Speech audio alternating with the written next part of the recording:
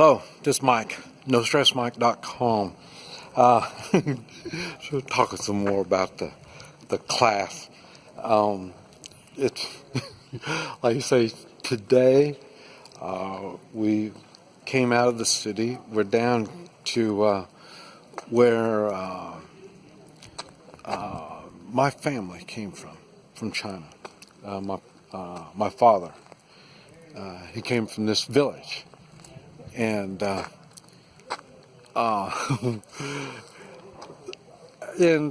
I've made a video talking about this village, a little bit about it, and it's villages like this they're trying to get rid of, and they're getting rid of them. But the cool thing is, I was wondering how come, because I'm making these videos, series here about class, and I was wondering how come I've never made a video about class before, because it is so important, and it's something we don't think about, or at least I've never really thought about it before, but it's an important thing. Ni hao. Yeah. Oh. And so I just saw this guy earlier. I made a video.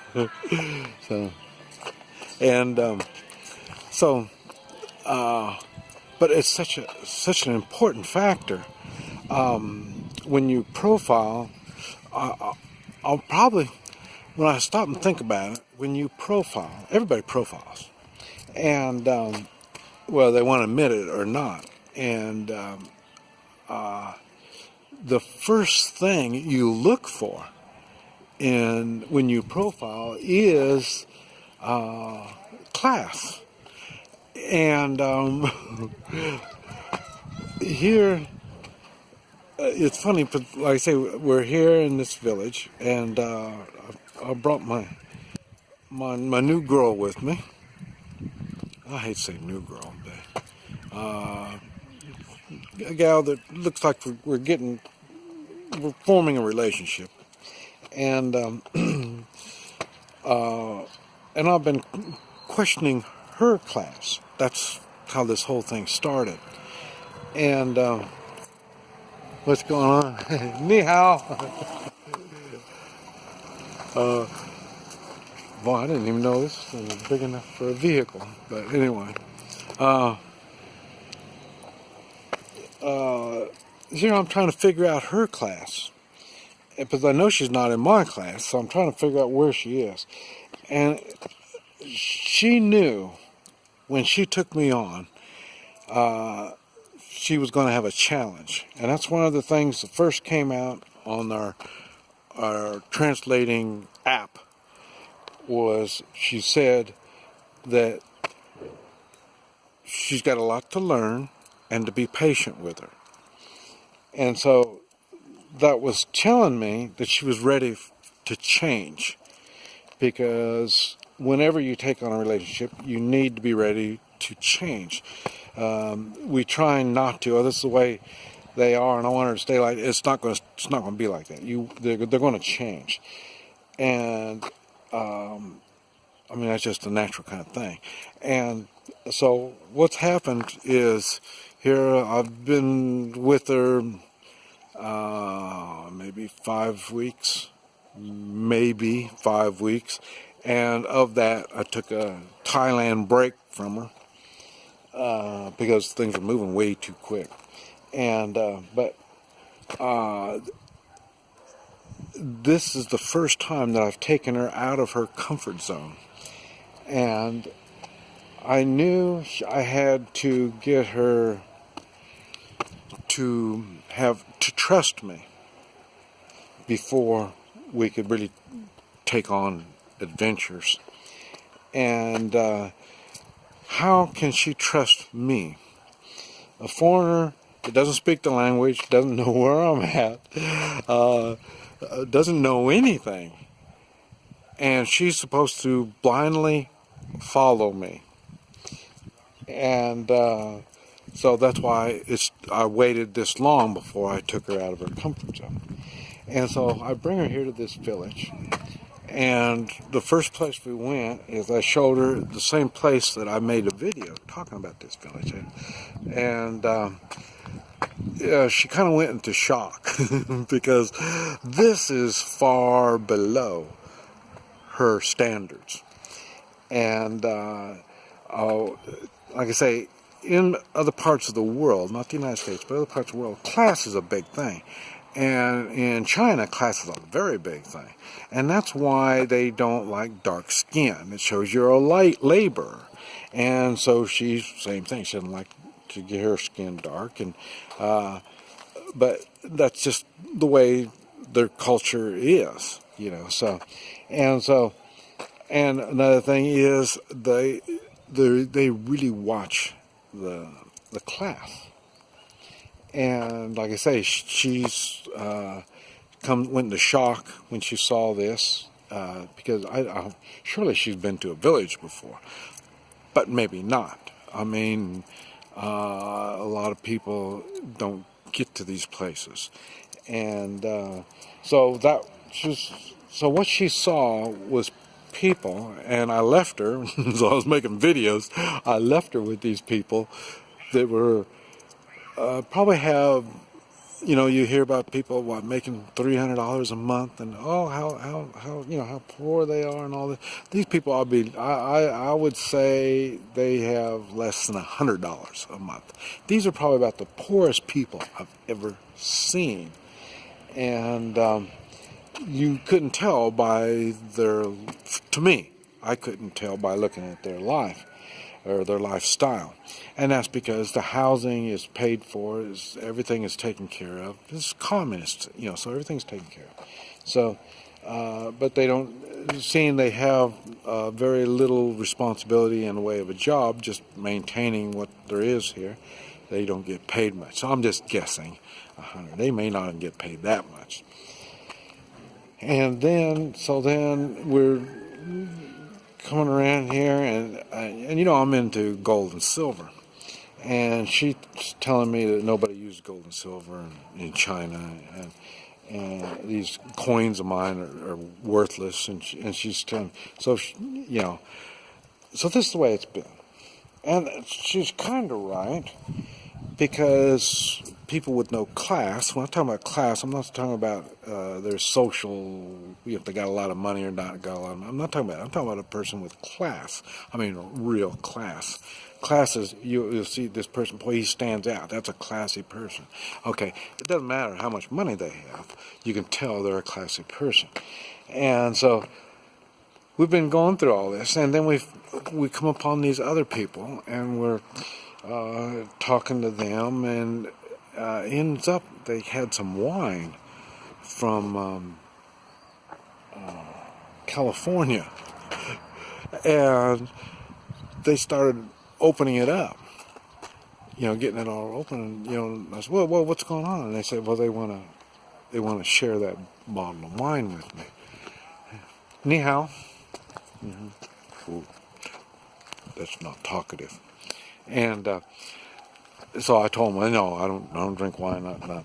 But what got me is, what are they doing with a bottle of California wine?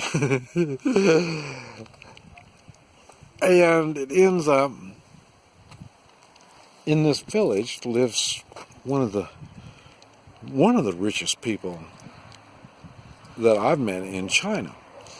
And I talked about one guy I met builds skyscrapers. I thought he was really rich, and I thought he was the richest. But then they told me, and I said, "What are you doing with the wine?" And then, you know, there's more stuff. I'm not going to get into all of it, but I knew there was something odd about this person. And then, come to find out, he owns one of the biggest stock market corporations or whatever. They handle stock at Hong Kong Stock Exchange. And so I think this guy runs on the top of the list. I don't know, but I would say. And so here she is over here talking to these people, and you know, so she had to use manners that I don't think she's normally used before on the poor folk. And then she had to turn around in the same village. I mean, they're not even 200 yards apart. Here she is sitting down being entertained by some of the richest people. I don't think she's ever met anybody as rich as these people.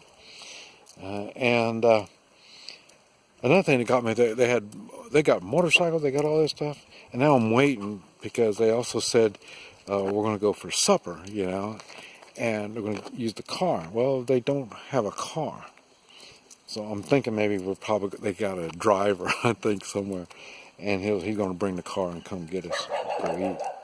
But so here she is. And we're talking, but before we got to all this, some way or another, you know, I gave him one of my coins, and then we started talking. Ends up he likes gold and silver, and then so we ended up talking more. And I was asking him, well, where do you buy it, and how do you know, where do you sell it, and stuff like that. And so we got in a good discussion through my translating companion, travel companion guy. He's the one who's doing the translating. And she's listening to all this stuff. And then now we went from here in China, they don't use this stuff. And now she finds out there are people that use this gold and silver stuff. And I just bought a whole mess of silver coins. Not coins, I don't know what they are. But anyway, these silver things. And so I ended up putting one in an envelope, a little red, remember, talked about red envelopes, good luck. I put one in a red envelope, and I gave it to my girl, and I told her to give it to this guy's wife. And up to now, she kept telling me how dumb that was to do all this stuff. So she did it.